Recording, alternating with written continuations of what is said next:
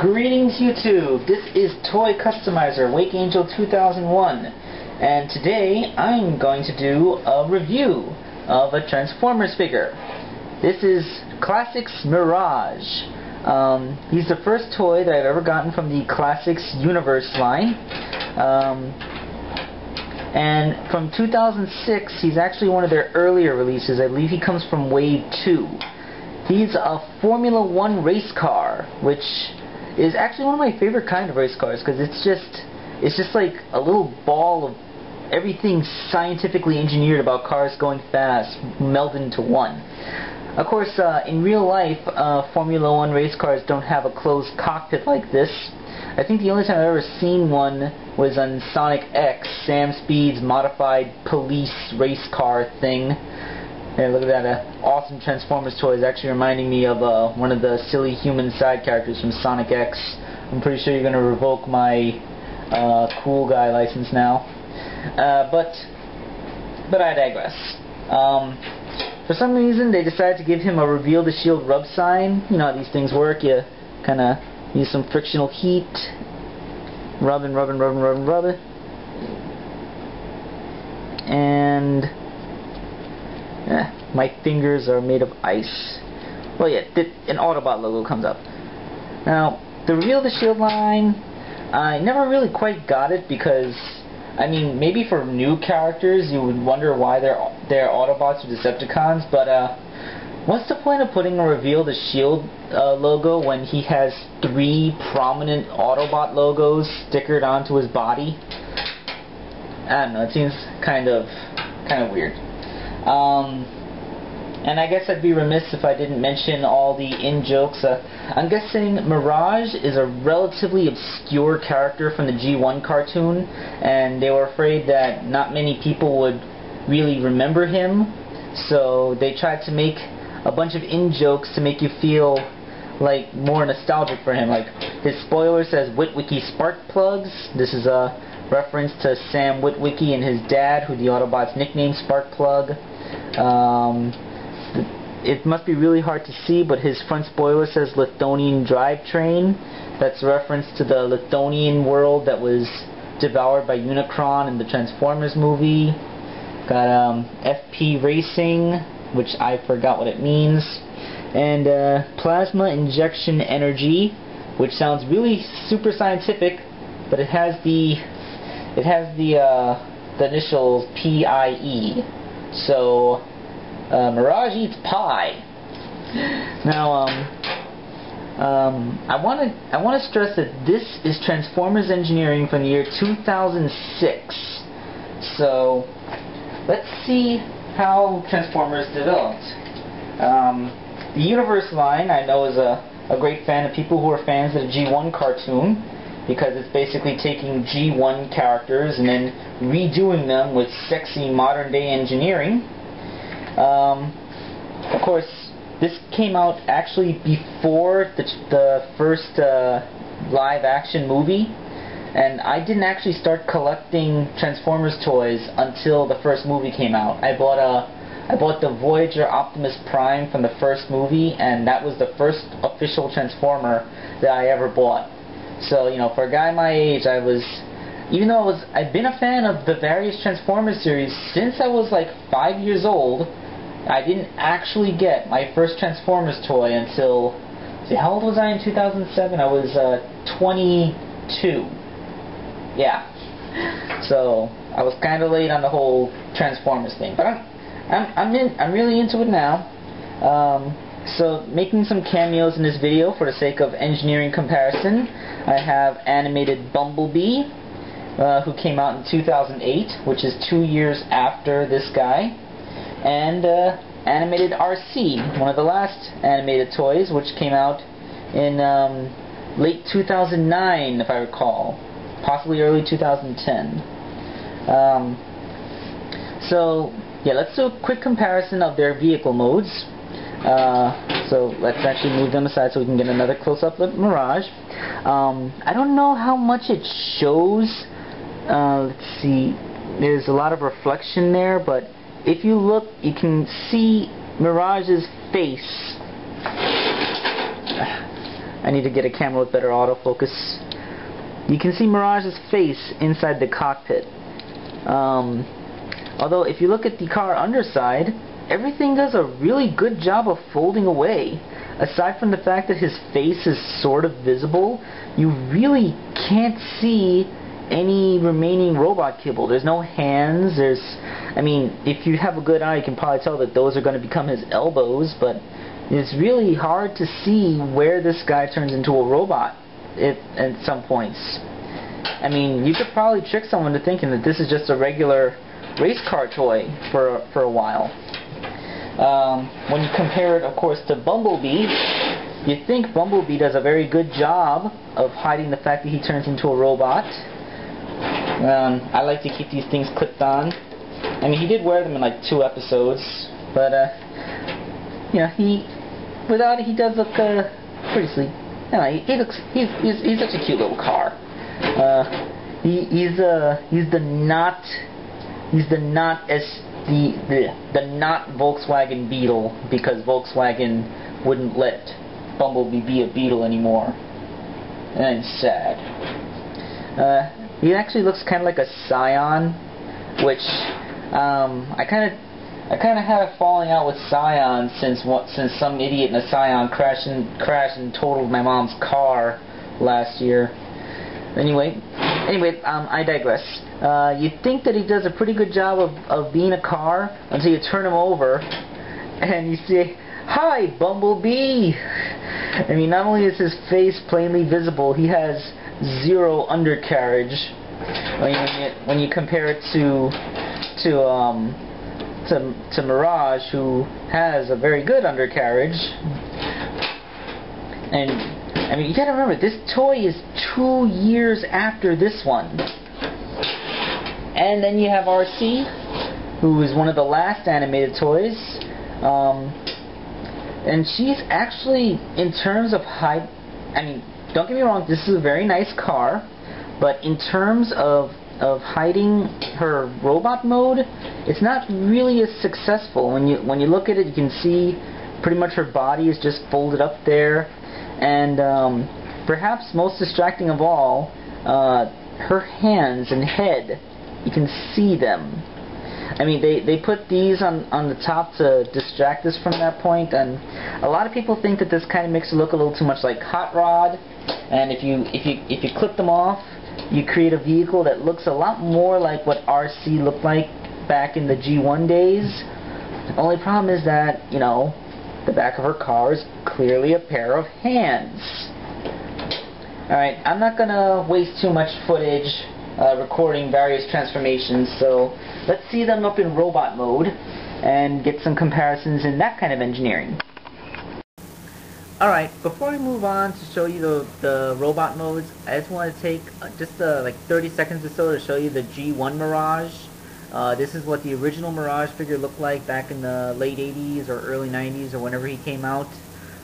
He looked significantly more blocky. He had rubber tires, but his robot mode was actually pretty sophisticated for the time. He had a waist joint, he had elbows and knees, which is something that a lot of Transformers from that era didn't have, and he had some pretty good proportions despite being a bit blocky. So, you know, even back in the day, Mirage was a pretty cool looking figure in the line.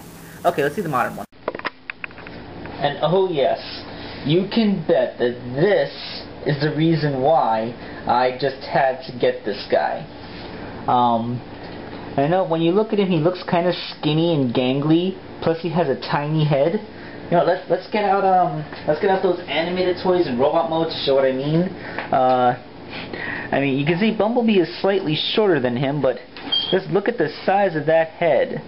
I know part of the Transformers animated aesthetic takes a place there, but even by most standards of Transformers toys, Mirage has a very tiny cranium. I mean, it's literally not even a quarter the size of Bumblebee's, and it's less than half the size of Arcee's.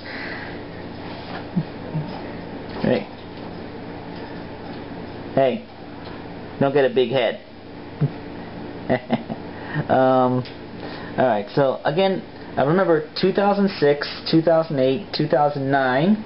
So let's see what let's compare a bit of about their transformation. Like how do they handle their various kibbles? How's their articulation compare? All that good stuff. Okay, so let's see. Mirage, everything in his car again. You two go back here.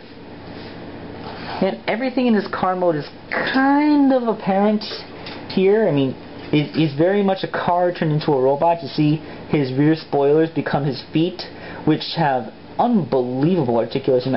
Okay, the real reason you get Mirage is if you are absolutely in love with massively articulated figures. I mean, this is genuinely shocking. I mean, you can have him go splayed-legged.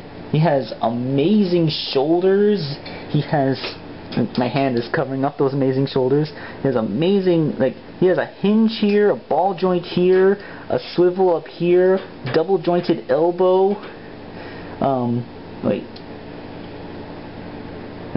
Double jointed elbow. He has a wrist swivel, although that's mostly for the transformation. Any flaws probably comes from the fact that this, although it's in pretty securely from friction, it doesn't technically clip into place. That's a very minor quibble. Oh, by the way, this battle skirt thing, it totally gets up out of the way so he can lift his leg way the hell up there. And his feet are actually big enough that he can stand on one leg. Like, this guy is totally, I've heard him called the dancer of the line, and he can do a whole bunch of crazy stuff and stand very effectively on those big square feet. His weapon is supposed to be Distorter. It's supposed to give him the ability to cast illusions and turn himself invisible, because that is Mirage's power. You think with the ability to turn invisible and spy and stuff like that, you think there'll be a Decepticon ability, but no, it's Mirage. Of course, more than once, Mirage's character is that he's a very war-weary figure, and he detests the battle and wishes that there would be peace between the Autobots and Decepticons. And on more than one occasion, he has been accused of being a Decepticon sympathizer. But no, he is very loyal to the cause, and anyone who would denigrate the greatness that is Mirage should, get their spark plugs ripped out or something. So yeah, I guess I should be addressing the elephant in the room, and that is this massive amount of back kibble. I mean, it just sticks way the hell up there. I kind of wish that there was maybe one more joint that allowed that to fold back so it wouldn't be so obtrusive and sticky-outy. I guess you can kind of just pretend that it holds some projectors that allow him to make himself invisible. I don't know. Anyway, yeah, this guy is just unbelievably awesome. His hands are simple fists with a hole in the middle of them. This is to accommodate the guns that I believe the guns from the Universe line are supposed to be more or less modular, so characters can wield each other's weapons all the time. And he does have weapon storage. You can go ahead and take his gun, and it has this little square peg here, which would normally go for the fin in the front, but you push it into this thing on his back, and it holds in place pretty well, just like that, you see? And it actually doesn't really affect his lines. Actually, it looks a little bit cool back there, an extra little pair of wings. And his articulation is so robust that you can actually put his arm back to the point where it actually reaches the handle. So you can put him in a pose where he's about to reach back there and grab the gun, and it looks pretty convincing. So yeah, like, if anyone's wondering why I went searching around trying to find a toy from 2006, this is pretty much it. Let's do a quick comparison for the more modern toys. We have Bumblebee. Let's see, does Bumblebee have anything that Mirage doesn't have? Yes, he has a swivel down here in his calf. He still has ankle rockers to approximate a flat-footed stance. He has a more robust neck. I guess it allows him to kind of lean forward, like, oh, yeah, look at me. I don't know, it's kind of weird. He doesn't hide his kibble quite as nicely. I mean, that's a very blatantly a door there. And his hands are clearly designed not to actually hold anything. It's his little open fingers. And of course, he doesn't really have to, because he has built-in weapons. You know, the Bumblebee stinger. I was never a big fan of the stinger. But that's okay, because his hands are just so cute. He has double-jointed elbows.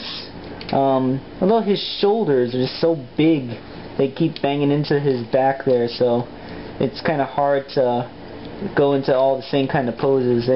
He has all the articulation. He even has a waist joint, which is fairly well hidden down there. But even though he has all the articulation, he has so much armor and stuff hanging off of him, it's kind of hard to put him into too many dynamic poses. That's a compromise of his design. And so let's look at the latest on them. This is Arcee. She's the latest in the line, so logically her engineering should be better than the others. Well, first of all, I like to say that she has virtually no real car kibble hanging off of her. I mean, everything is pretty much functional to make her look like her G1 self. I mean, she has her windshield skirt. She has those gigantic back pods, which the original Arcee had, so we can't really hold against her. And besides, they make awesome sheaths for her swords. That's probably one of the best bits of weapon storage I've seen on a Transformer. I mean, I'm pretty sure it kind of beats out Mirage's by just a little bit. I mean, two convenient sheaths for your swords, which actually go into your G1 aesthetic, versus kind of clipping your gun to your back. I mean, I think Arcee wins by just a hair in that respect. Now, her arms accomplish a lot of the same stuff that Mirage does through ball joints. She does have an almost identical shoulder hinge like what he does. Yeah, see, that's why Arcee wins the weapon storage.